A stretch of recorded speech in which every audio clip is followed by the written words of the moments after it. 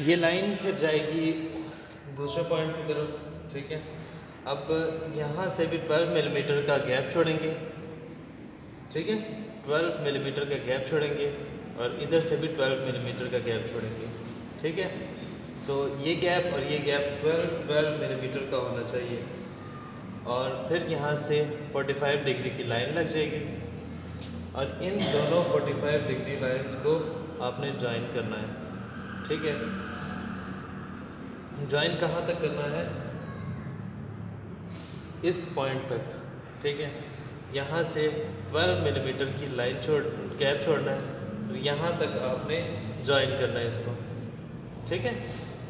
अब यहाँ से भी 12 मिलीमीटर का गैप छोड़कर आप लाइन कंस्ट्रक्ट करेंगे जो कि यहाँ की 12 मिलीमीटर की पॉइंट तक होगा, ठीक है, लाइक दिस। अब ये जो गैप्स मैं छोड़ रहा हूँ वो इसलिए छोड़ रहा हूँ क्योंकि यहाँ पर दूसरी लाइंस भी कंस्ट्रक्ट हो रही हैं।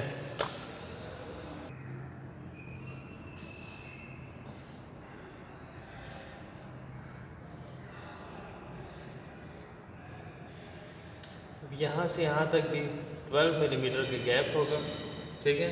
And after that you will draw a line like this जो कि इसके पीछे से होके जाएगी, क्लियर है।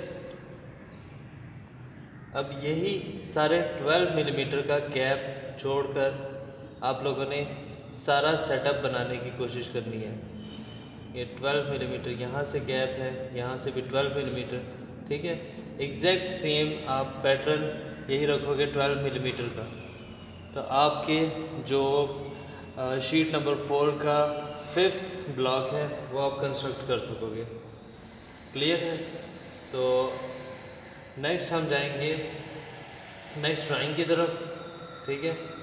नेक्स्ट ड्राइंग में क्या होता है कि इस तरह से पहले तो आप इनको कंस्ट्रक्ट करोगे, उसके बाद फिर नेक्स्ट ड्राइंग की तरफ जाएंगे। नेक्स्ट ड्राइंग जो है वो आपकी होगी एग्जैक्ट सेम प्रोसेस से, लेकिन वहाँ पर आप क्या करोगे कि 10 मिलीमीटर का गैप छोड़ोगे दोनों तरफ से, यहाँ से भी यहाँ से 10 मिलीमीटर का गैप छोड़ोगे एंड एक कंस्ट्रक्शन लाइन लगाओगे, ठीक है।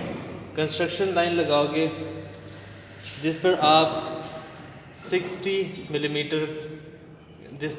मिलीमीटर की डायमेंशन रखोगे, मतलब यहाँ से भी 60, यहाँ से भी 60 मिलीमीटर की गैप छोड़कर 60 मिलीमीटर का एक बॉक्स कंस्ट्रक्ट करोगे, ठीक है।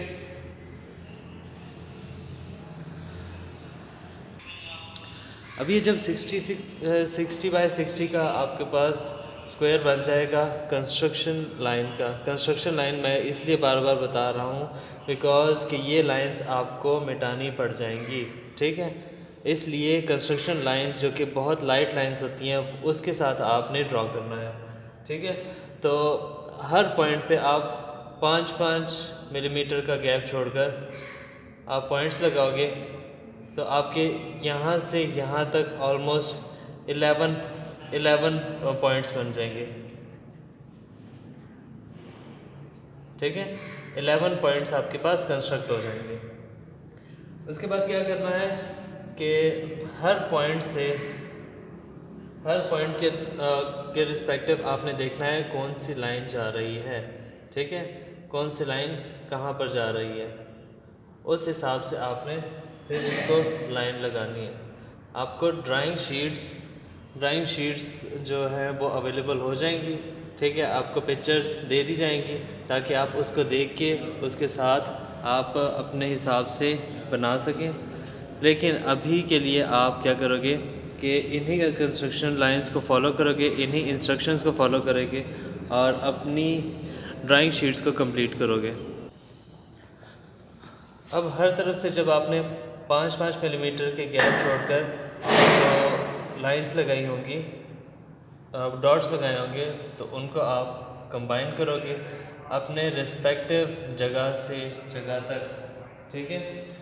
अब यहाँ पर ये 5 मिलीमीटर पे हमने लाइन लगाई थी, ठीक है।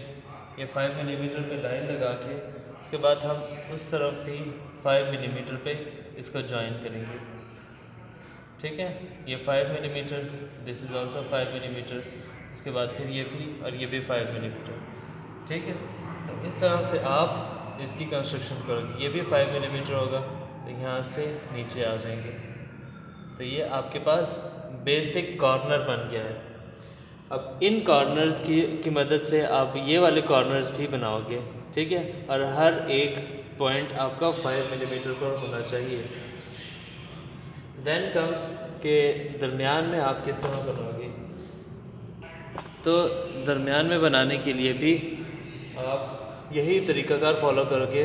5 मिलीमीटर पे गैप छोड़ा, उसके बाद फिर अगेन 5 पे गैप छोड़ा, तो ये आप एक और लाइन लगाओगे जो कि इसके थ्रू जाएगी।